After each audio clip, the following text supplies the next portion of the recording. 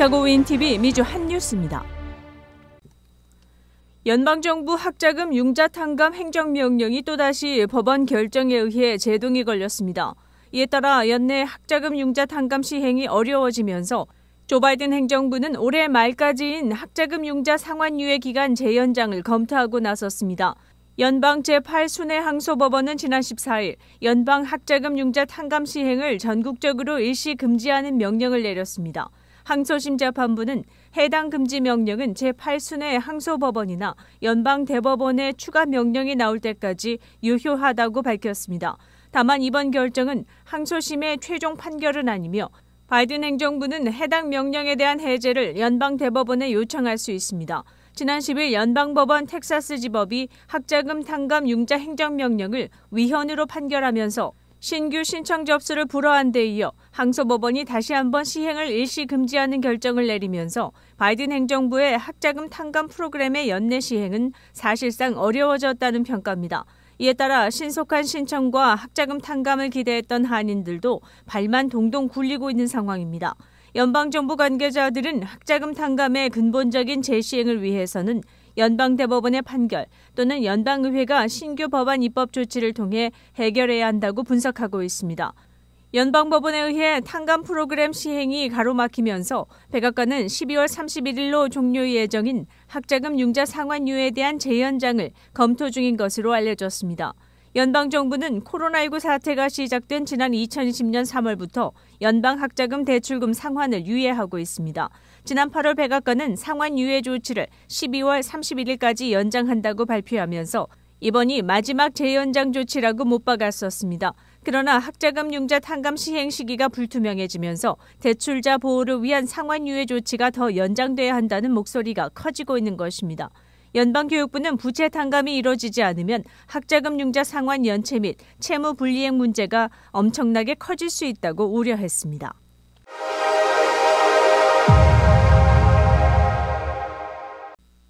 민주당을 20년간 이끌어왔던 낸시 펠로시 연방 하원의장 퇴진을 계기로 민주당 하원 지도부가 물갈이 될 전망입니다. 펠로시 의장 자리를 이을 차기 민주당 하원 대표로는 뉴욕을 지역구로 둔 하킴 제프리스 의원이 유력한 것으로 언론은 보고 있습니다. 흑인인 제프리스는 펠로시 의장을 뒤이을 인사로 줄곧 꼽혀왔습니다. 펠로시 의장이 17일 차기 의회 민주당 하원 지도부 선거에 나가지 않겠다며 지도부에서 물러날 뜻을 공식화한 가운데 민주당 하원의 2인자 스테니 호이어 원내대표, 3인자인 제임스 클레이번 원내총무도 사퇴 의사를 밝혔습니다. 11월 8일 중간선거에서 4년 만에 하원 다수당 지위를 공화당에 내주면서 민주당 하원 1에서 3인자가 모두 자리에서 물러나는 셈입니다. 민주당 하원 지도부를 선출하는 선거는 오는 30일 치러집니다. 미 언론은 제프리스가 미 최초의 흑인 하원의장이 되기 위한 선거에 나선다면 역사를 만들 수 있다고 보도했습니다. 클라이번 원내총무는 캐서린 클라크, 피트 아길라 의원이 제프리스 지도부에 합류하길 희망한다고 언급했습니다. 다만 펠로시 의장은 자신의 후임에 대해 일절 언급하지 않고 있습니다. 민주당 하원 흑인 의원 모임 회장인 조이스 비티 의원은 흑인 의원 모임이 제프리스를 지지하길 기대한다며 제프리스가 민주당 하원의 첫 흑인 대표가 되도록 돕겠다고 밝혔습니다.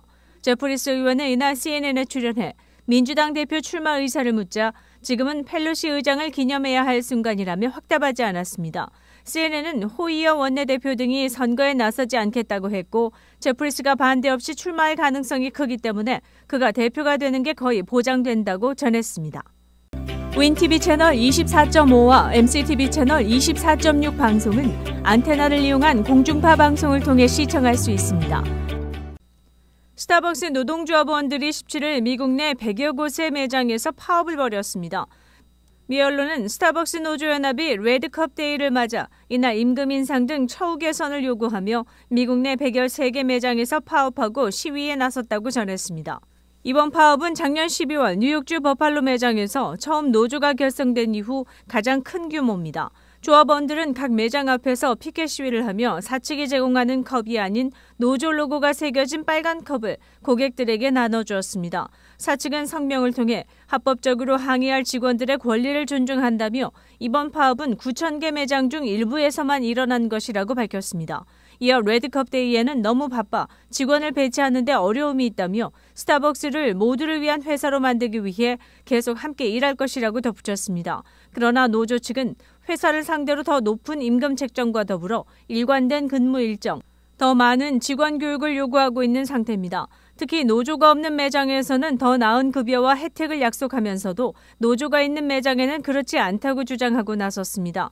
이에 스타벅스는 우리는 법을 준수하며 교섭 없이는 조합원에게 임금 인상을 해줄 수 없다고 해명했습니다. 미 노동관계위원회에 따르면 스타벅스에서 작년 12월 버팔로 한 매장을 시작으로 지금까지 노조가 결성된 매장은 257곳에 달합니다.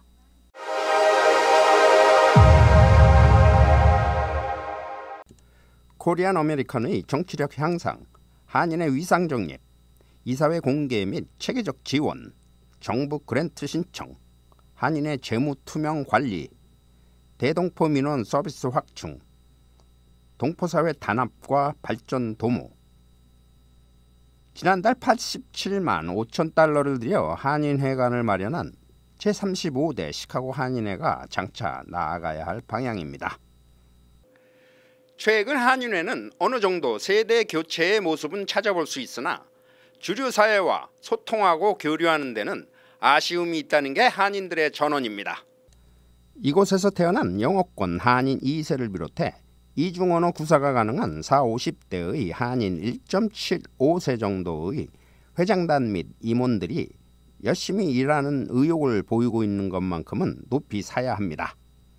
다만 한인의 내부 행정사무를 총괄하는 유급 사무총장이 수석 부회장을 겸하는 것에 대한 이견이 많습니다. 이른바 회장 유고시, 회장을 대행하는 수석 부회장을 행정 업무를 담당하는 사무총장이 맡고 있는 것은 부적절하다는 지적입니다. 여기서 더 나아가 한인회는 이제부터 어려운 처지의 한인 동포들에게 실질적 도움을 줄 수 있는 진정한 봉사기관으로 하루빨리 정착해야 한다는 아쉬움도 여기저기서 터져나오고 있습니다. 주류사회를 상대로 한인들의 권익을 대변하고 언어 장벽이 있는 동포들을 위해 민원을 해결해주는 봉사활동을 활성화해 진정 타 단체의 모범이 될 수 있는 한인의 상을 정립해 나가야 합니다. 건물이라는 하드웨어를 마련했다면 이제 내실을 다지는 소프트웨어를 새로 준비해야 할 때입니다. 이제 한인회는 과거의 치열한 회장 경선, 후보 자격 시비, 법적 소송 등의 논란은 넘어선 시점에 왔습니다. 동포들의 직접 선거 참여는 언감생심이고 한인의 수장을 자처해서 누가 나서는 것만으로도 다행인 시대가 되었으니 참으로 안타까운 일입니다. 그만큼 한인들의 관심에서 멀어져 있는 것이 현실입니다.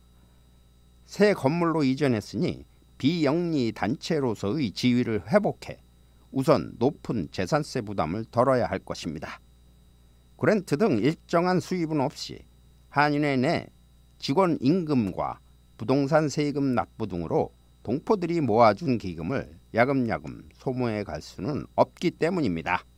이제 한인의 본연의 정치적 위상을 되찾아 지속적인 주류 및 타인종 사회와의 협력 관계를 구축하는 것은 물론 꾸준한 차세대 영입 및 활동 강화, 그리고 도움이 절실한 동포들을 위한 민원 창구의 확대를 통해 대동포 서비스 확충을 꾀해야 합니다.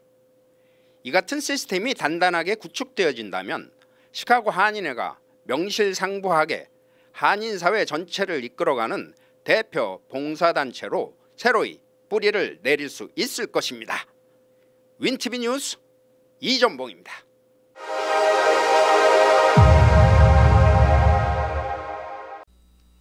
미국에 수입되는 한국 화장품이 2년 연속 3위 자리를 지켰다고 연방 상무부가 밝혔습니다. 미국의 한국 화장품 수입 규모는 2019년 5억 300만 달러로 5위였으나 2020년에는 5억 3천만 달러로 중국과 이탈리아를 제치고 처음으로 3위에 올랐습니다. 지난해엔 7억 1215만 달러로 프랑스, 캐나다에 이어 2년간 같은 자리를 지키게 된 것입니다. 지난해 대미 한국 화장품 수출액은 전년 대비 32.3% 증가하는 추세를 나타냈으며 특히 온라인을 통한 해외 직접 구매를 이용한 것으로 집계됐습니다. 실제 한국 화장품에 대한 해외 직구가 작년 4천만 건을 넘으며 2014년 이후 최대를 기록했습니다. 이는 K-팝과 더불어 영화, 드라마 등 한류 열풍에 따른 현상으로 분석되고 있습니다. K-뷰티에 대한 호감도 및 신뢰도가 동반 상승하면서 실제 한국 뷰티 브랜드가 아마존 세븐데이즈 딜 프로모션에서 스킨케어 카테고리 미스트 부문 1위를 차지하기도 했습니다.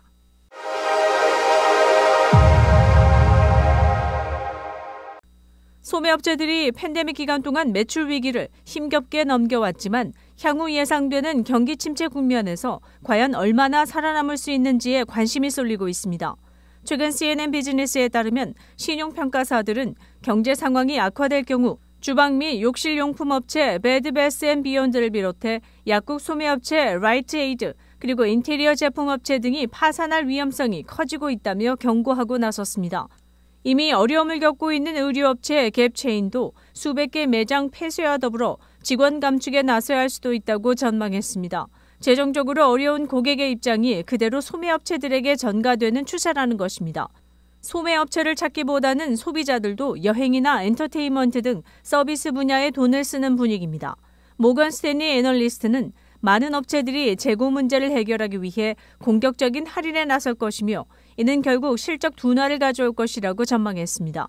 따라서 때이른 세일 시즌 돌입으로 악성 재고 처리에 몰두하는 분위기가 조성될 것이라고 지적했습니다. 최악의 인플레이션이 완화될 기미를 보이지 않고 경제에 대한 불확실성도 커짐에 따라 소비 수요가 크게 침체되는 분위기가 나타나고 있습니다. 소매업 종사자들도 떠납니다. 연방노동부에 따르면 가장 큰 일자리 감소는 의류 분야와 소매업 분야를 중심으로 나타나고 있기 때문에 소매업 전반에 걸친 침체를 어떻게 극복할지가 주목됩니다.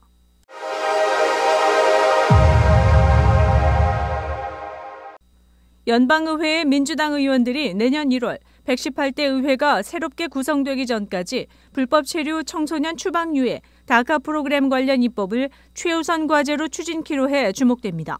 민주당 소속 연방의원들은 이번 의회가 종료될 때까지 남은 레임덕 세션 기간 다카 수혜자 보호를 위한 법안 마련에 전력 투구하기로 결의했습니다. 민주당은 중간 선거 결과 내년 1월 3일 개원하는 새 의회에서는 공화당이 하원 다수당 지위를 차지하게 돼 그전까지 다카 프로그램을 정식법으로 만들기 위한 활동에 초점을 맞추겠다는 것입니다. 스테니 호이어 하원 민주당 원내대표는 하원 민주당 간부회의에서 레임덕 세션 동안 다카를 최우선 과제로 언급한 것으로 알려졌습니다. 또 찰스 슈머 연방상원 민주당 원내대표도 우리는 다카를 법으로 만들고 싶다. 초당적으로 일하는 의원들의 협력을 이끌어내는 등 우리가 할 수 있는 모든 것을 하겠다고 말했습니다. 지난 2012년 버락 오바마 행정부의 행정명령으로 도입된 다카 프로그램은 드리머로 불리는 불체 청년들의 추방을 막고 학업과 취업 기회를 제공하겠다는 평가를 받고 있지만 의회에서 입법 절차를 밟지 않았기 때문에 언제든 중단 또는 폐지될 수 있다는 우려를 사고 있습니다. 실제 다카 프로그램에 대한 위헌 소송이 현재 진행 중이며 법원 명령에 따라 기존 수혜자의 갱신은 허용되지만 신규 신청은 중단된 상태입니다. 이 때문에 이민자 옹호 단체들은 다카 수혜자를 위해 임시적 성격의 행정명령이 아닌 영구적 시행을 위한 입법 조치가 절실하다는 입장입니다.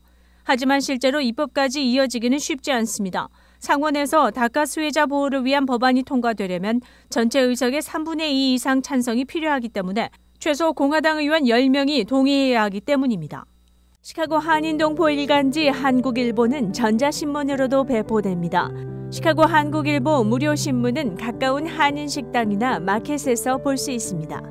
뉴스24에서는 여러분의 제보를 기다립니다. 제보 전화 847-290-8282번입니다.